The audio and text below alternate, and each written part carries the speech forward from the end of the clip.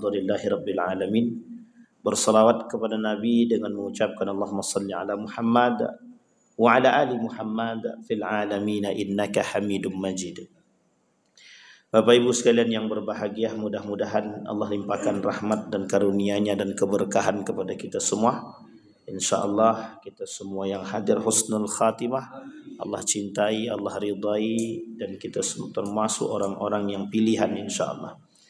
Orang tua kita yang telah mendahului Allah tempatkan di tempat terbaik di sisinya, Allah terima amal ibadahnya, Allah sehatkan, Allah kuatkan, Allah kumpulkan bersama orang-orang yang saleh.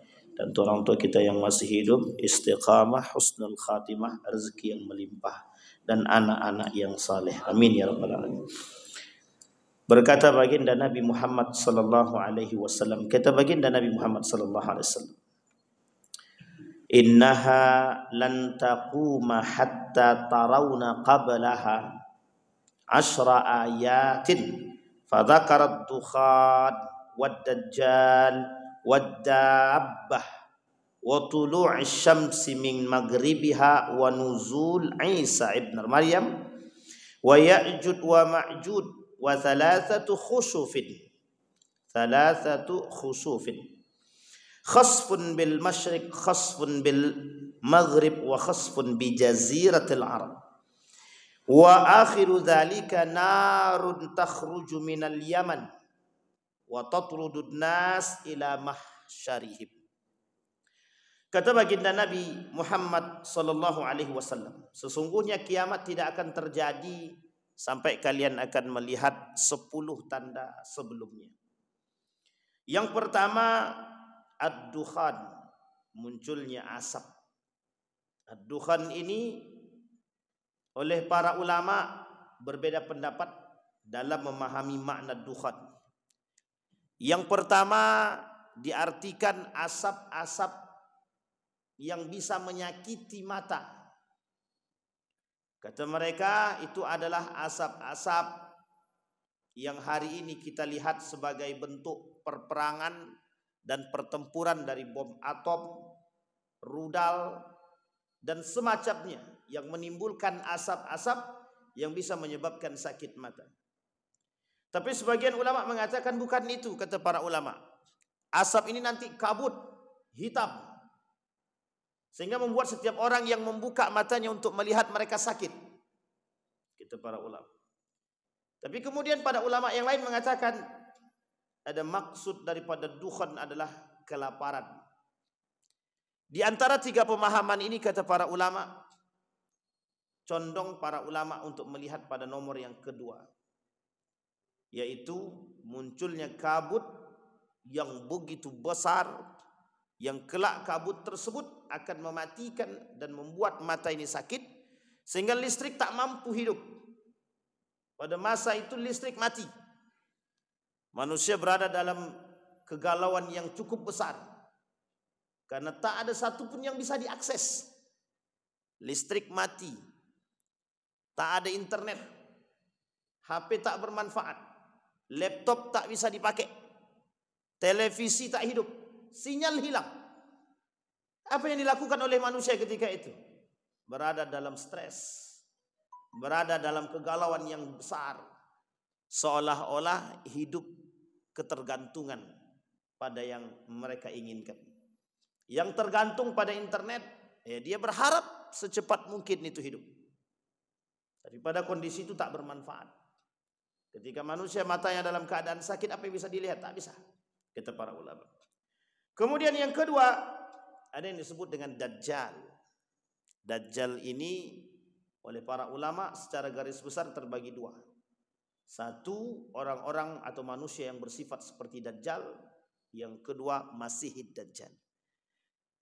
Kalaulah maksud yang pertama Dajjal itu dimaksudkan pada poin yang pertama, kata para ulama, adalah para pengikut-pengikut Dajjal, mereka manusia yang menyerupai karakter-karakter Dajjal sudah banyak ditemukan. Karena satu di antara karakter Dajjal adalah pendusta, manipulatif, tipu daya. Salah satu di antaranya pengaruh Dajjal terbesar hari ini yang menyerupai karakter Dajjal hari ini adalah AI, Artificial Intelligence. Itu bagian daripada Dajjal, kata para ulama. Tapi itu sangat membantu dalam dunia manipulatif. Manusia ditipu oleh kecerdasan buatan, yang seolah-olah kecerdasan buatan ini bisa mengarahkan manusia kepada dekat kepada Allah Ta'ala. Media pada masanya mampu memanipulasi yang besar. Ketika perperangan yang terjadi, media mampu memanipulasi. Seolah-olah ketika media ini bisa menganggap ketika perang Prancis dan Inggris, seharusnya yang menang adalah Prancis.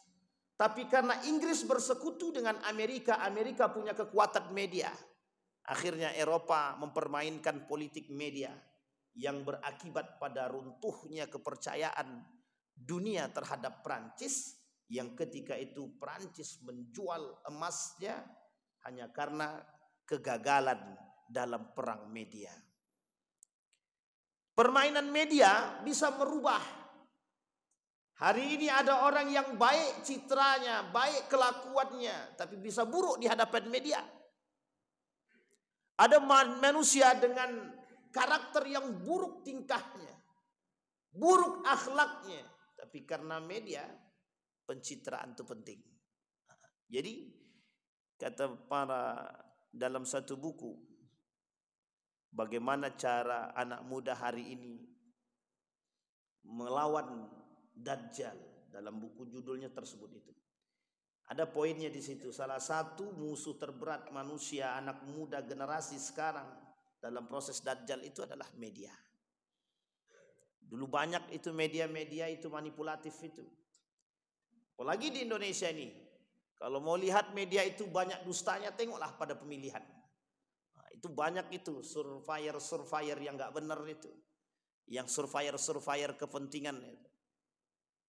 Yang bisa memenangkan sepihak. Oh, alhamdulillah, hasil survei menunjukkan bahwa nilai kami tinggi, betul, tapi ternyata manipulatif.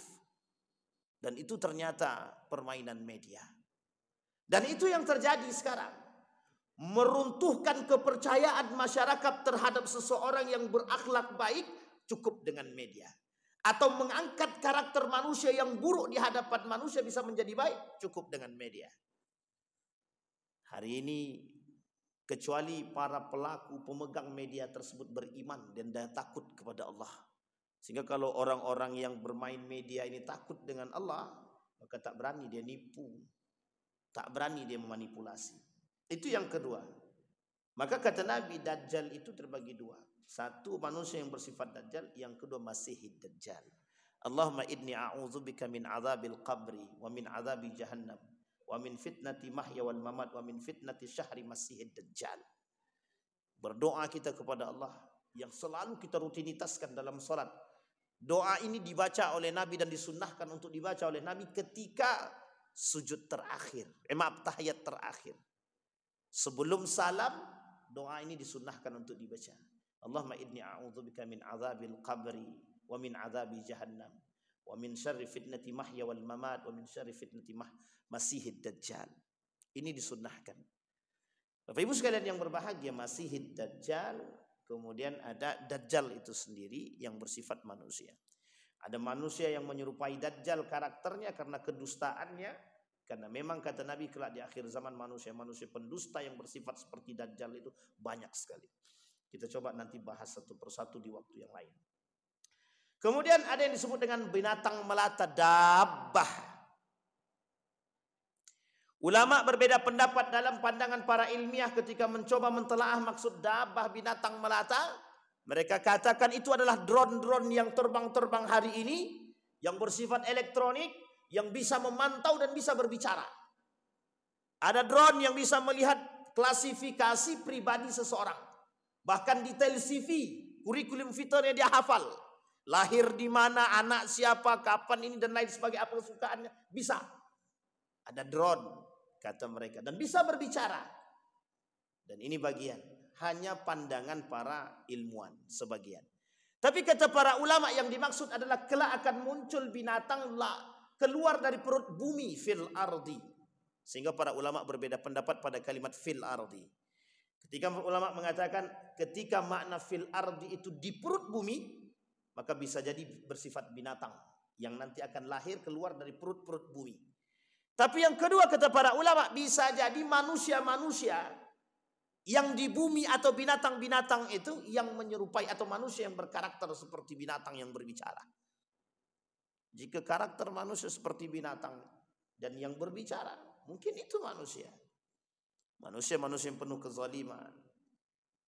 Tapi yang dimaksud di sini adalah kata para ulama adalah binatang yang keluar dari perut bumi ketika melihat kezaliman dan penyelewengan serta penyimpangan daripada jalan yang benar. Mereka berkata, hei manusia, hai orang-orang beriman, kenapa kalian berpaling daripada Allah? Kembalilah kepada jalan yang benar, kembalilah kepada jalan yang baik. Kata Nabi, asarah, ada 10. Itu binatang melata. Kemudian terbitnya matahari dari barat. Ini kalau sudah terjadi maka kiamat. Turutnya Nabi Isa alaihissalam, Ya'jud wa Ma'jud, 3 gerhana. Gerhana di timur, gerhana di barat, dan Jaziratul Arab. Kalau kita lihat fenomena gerhana itu fenomena langka. Tapi sekarang beberapa akhir ini ada dalam beberapa waktu bisa terjadi 2 kali gerhana. Tapi itu belum masuk dalam jazirah-jazirah yang lain yang disebutkan oleh baginda Nabi Muhammad SAW. Maka ada kemungkinan. Kemudian kata baginda Nabi terakhir, narun takhruju minal Yaman. Kelak akan muncul api yang keluar dari kota Yaman. Lebih tepatnya dari jurang Adnan yang berada di Yaman. Kata para ulama, dari hadis di atas para ulama mencoba mentafsirkan maksud daripada api yang keluar daripada Yaman tersebut. Wa akhiru dzalika takhruju narun minal Yaman min qa'ri Adan tasuqun nas ila al-mahsyar. Dan tanda yang terakhir adalah api yang keluar dari Yaman dari ujung atau jurang daripada Adan yang menggiring manusia ke tempat untuk berkumpul. Sehingga kata para ulama, ini hampir ada sebagian ilmuwan mencoba meneliti tempat Yaman dan kota tersebut. Mereka memperkirakan tak lama lagi ini api akan keluar. Ini perkiraan para ilmuwan yang mencoba meneliti yang dimaksud dengan api yang keluar dari jurang Adnan itu. Dicari Pak. Inilah indahnya hari ini. Kecerdasan manusia hari ini. Tingkat pengetahuan dan rasa ingin tahu orang-orang yang tidak beriman dalam mendalami Al-Quran dan hadis baginda Nabi Muhammad SAW mengantarkan mereka kepada ingin tahu yang dalam. Sehingga dari situ banyak para ilmuwan itu masuk ke dalam Islam. Kita ambil contoh, ada seorang ilmuwan yang meneliti astronot. Dia masuk Islam ketika dia membaca surat-surat dalam Al-Quran, ayat-ayat dalam Al-Quran yang berbicara tentang astronomi. Ketika dia berbicara, ayat-ayat tersebut berbicara tentang langit, bumi, kemudian mereka masuk Islam karena mereka melakukan penelitian yang mendalam. Sementara kita umat muslim ini hanya sebatas pengetahuan terkait daripada apa yang disampaikan oleh Nabi dan Al-Quran tanpa mau mendalami. Sehingga mereka mencoba meneliti. Nah, seorang peneliti dari Eropa mencoba meneliti apa maksudnya api yang keluar dari Kar Adnan, dari jurang Adnan tersebut. Apa yang dimaksud? Kata para ulama, memang betul-betul berbentuk ketika di salah satu tempat yang ada di Yaman itu, ketika Kar tersebut terbuka, jurang tersebut terbuka, maka yang akan keluar daripada jurang tersebut adalah api. Sehingga kata mereka, dari pengamatan hasil penelitian mereka, tak lama lagi apinya akan keluar. Artinya kalau tak lama lagi apinya akan keluar, maka akan datang yang sebelum-sebelum itu. Artinya kejadian-kejadian sebelum datangnya nar atau api dalam Yaman, di Yaman itu bisa jadi kejadian-kejadian sebelumnya. Binatang melata, dajjal, dukhan akan lebih dulu datang ketimbang api itu sendiri. Artinya waktu yang kita butuhkan tidak lama lagi. Waktu yang sudah ditentukan akan pasti terjadi. Artinya kiamat semakin dekat mengintai orang-orang beriman. Artinya apa? Persoalan ini disampaikan oleh Nabi bukan untuk menakuti, bukan. Tapi untuk mengukur tingkat keimanan, untuk mengukur keistiqamahan, untuk mengukur pegang teguh orang-orang beriman. Di mana mereka berada dan seperti apa. Apakah mereka berada dalam keimanan yang baik, kemunafikan, atau mereka keluar justru daripada Islam dan bergabung bersama orang-orang munafik. Kemudian para ulama mengatakan maksudnya keluarnya api sebagai tanda kiamat. Imam Nawawi dalam kitab Syarah Muslimnya menjelaskan bahwa maksud daripada kedua api yang keluar ini baik dari Yaman ataupun Adnan adalah api yang akan menggiring manusia pada waktu kiamat kelak. Lebih detail lagi Imam Nawawi berkata bahwa api yang keluar dari Adnan berasal dari ujung dari jurang Adnan. Adapun Adnan sendiri, lanjut Imam Nawawi, adalah salah satu kota yang sangat masyhur di Yaman. Hari ini Yaman itu selalu mengeluarkan tanda-tanda. Beberapa waktu yang lalu di Yaman itu mati lampu dan panjang. Sehingga dibutuhkan keseriusan jika banyak orang yang mau belajar ke sana, itu dibutuhkan keseriusan. Mereka tak boleh pegang HP karena pengaruh HP tak ada. Ketika lampu mati tak ada yang bisa di otak-atik. Mereka belajar dengan lampu strongking yang harus kembali kepada masa. Di Yaman hari ini mereka mencoba mempraktekkan kondisi yang sama pada masa dahulu. Bagaimana menggunakan api dari strongking hanya untuk belajar dan membaca. Apakah mereka sabar dan kuat? Dan ini sekarang menjadi fenomena bagi mereka atau pelajar-pelajar yang menempuh ilmu-ilmu agama yang berada di kota Yaman. Sementara Ibnu Hajar Al-Asqalani dalam kitab Fathul Bari memberikan interpretasi berbeda mengenai maksud dari api yang keluar dari tersebut. Wa yahtamilu an takuna an-nara fi hadithi Anas kinayatun anil fitanil muntashiratul lati atharat asyar al-azim wa tabahas kama taltahitun nar. Kata Imam Ibnu Hajar Al-Asqalani, kemungkinan api yang diungkapkan dalam hadis Anas radhiyallahu an tersebut hanya merupakan kiasan atau kinayah atas fitnah yang tersebar serta menimbulkan banyak kejangkalan, banyak kejelekan, banyak dan menyala-nyalakan api. Bagaimana api menyala? Fitnah tersebut. Fitnah tersebut perumpamaan dari timur hingga membinasakan sebagian besar daripada penduduknya. Manusia berkumpul dari arah timur ke Syam dan Mesir. Seperti yang dikatakan oleh Nabi dalam riwayat yang lain. Ibnu Hajar Al-Asqalani mencoba memahami maksud yang serupa.